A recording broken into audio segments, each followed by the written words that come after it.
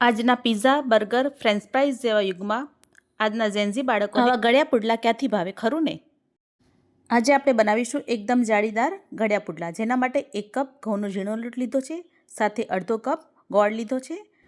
હવે આપણે ગોળને એક તપેલીમાં લઈ લઈશું. તેમાં આપણે અડધો કપ પાણી ઉમેરીશું અને આપણે તેને ગરમ કરીશું. તો પાણીને આપણે નવશેકું ગરમ કરીશું અને આપણે હલાવતા રહીશું. આપણી આંગળી બોળીએ અને તે સહન કરી શકે એટલે આપણે પાણી ગરમ કરીશું. તો ગોળ અહીં સરસ ઓગળી ગયો છે. હવે આપણે તેને ગાળી લઈશું. હવે આપણે ગોળના તૈયાર કરેલા પાણીમાં લોટ ઉમેરીશું. આપણે અહીં 1 કપ લોટ ઉમેરીશું અને બધું સરસ રીતે મિક્સ કરીશું.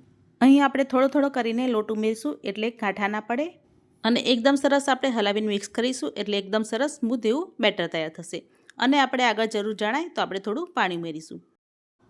પુડલો એકદમ સરસ રીતે આસાનીથી ફેલાઈ જાય એ પ્રમાણે આપણે પોરિંગ કન્સિસ્ટન્સીનું ખીરું બનાવીશું. તો અહીં જોઈ શકો છો તમે, એકદમ સરસ મજાનું આપણું ખીરું તૈયાર થઈ ગયું છે. હવે આપણે ઢાંકીને 10 મિનિટનો રેસ્ટ આપીશું. 10 મિનિટ બાદ હવે આપણે તેમાં ઇલાયચીનો પાવડર ઉમેરીશું અને એકદમ સરસ રીતે મિક્સ કરી લઈશું. તો તમે જોઈ શકો છો એકદમ સરસ મજાનું ગળ્યા પુડલા બનાવવા માટેનું ખીરું તૈયાર થઈ ગયું છે. હવે આપણે એક તવી ઉપર પહેલાં ઘી સ્પ્રેડ કરીશું અને તેની ઉપર આપણે સેમી થીક એવા પુડલા પાથરી દઈશું. તો અહીં મેં મીડિયમ સાઇઝ અને સેમી થીક એવો પુડલો પાથરી લીધો છે. હવે આપણે થોડો કૂક થાય એટલે ચારે બાજુ 1 ચમચી જેટલું ઘી સ્પ્રેડ કરીશું અને આપણે તેને ઉથલાવી દઈશું. અને નીચેની સાઈડથી અને ઉપરની સાઈડથી સરસ મજાનો ગુલાબી થાય એ પ્રમાણેનો આપણે પુડલાને શેકીશું. સેમ રીતે આપણે બધા પુડલા તૈયાર કરીશું.